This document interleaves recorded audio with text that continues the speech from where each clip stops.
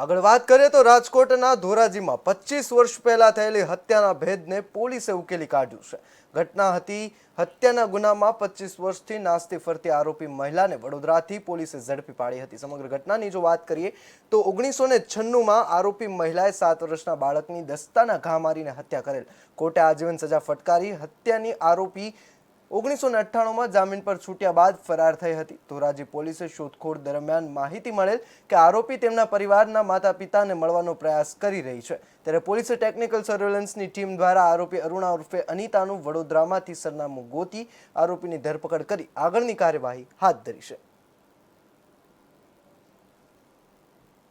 1994માં ધોરાજી સિટીમાં થયેલા એક 7 વર્ષના બાળકના ક્રૂર હત્યાના ગુનામાં આરોપી અરુણા ઉર્ફે અનિતા 1998માં જામીન પર છૂટેલી, પણ ત્યાર પછી આ નાસ્તા ફરતા થઈ ગઈ. એના પતિ અને એના બાળકો સાથે પણ એમનો કોઈ સંપર્ક નથી હતો. ગુનાની ગંભીરતાએ જોવીને ધોરાજી પોલીસ ફરીથી આપણી મહેનત શરૂ કરી.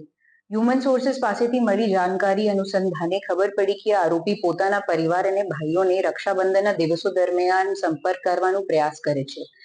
આ આધારે અમે ટેકનિકલ સર્વેલન્સ થી એમનું હાલનું સરનામું વડોદરા સુધી ગોત્યું. ત્યાં તપાસ દરમિયાન અમારી ટીમે એક બ્યુટી પાર્લર જોયું, અનિતા બ્યુટી પાર્લર. એ નામ વાંચીને પંક્તિઓ જોડવામાં આવી અને અમારી એક મહિલા પોલીસ કોન્સ્ટેબલ ગ્રાહક બનીને ત્યાં બ્યુટી પાર્લરની મુલાકાત લીધી અને વાતચીત દરમિયાન ચતુરાઈથી આ બ્યુટી પાર્લરની માલકીનની ઓળખ પોલીસના ડેટાબેઝમાં મોજૂદ ફોટા અને માહિતી સાથે મેળવવામાં આવેલી અને તે આરોપી અનિતા ઉર્ફે અરુણા જ હતી. તમામ પુરાવાના આધારે તરત કાર્યવાહી કરીને આરોપીને હવે કોર્ટ સમક્ષ રજૂ કરવામાં આવેલી છે અને માનનીય કોર્ટ પણ આ આરોપીને થોડા દિવસો પહેલા જ આજીવન કેદની સજા ફટકારી છે. આમાં સારી કામગીરી કરનાર ટીમમાં ASI Parbatbhai Shamla, head constable Miraben Dangar અને પોલીસ કોન્સ્ટેબલ કાળુભાઈ દાદલ હતા. 1994માં ધોરાજી સિટીમાં થયેલા એક 7 વર્ષના બાળકના ક્રૂર હત્યાના ગુનામાં આરોપી અરુણા ઉર્ફે અનિતા 1998માં જામીન પર છૂટેલી, પણ ત્યાર પછી આ નાસ્તા ફરતા થઈ ગઈ.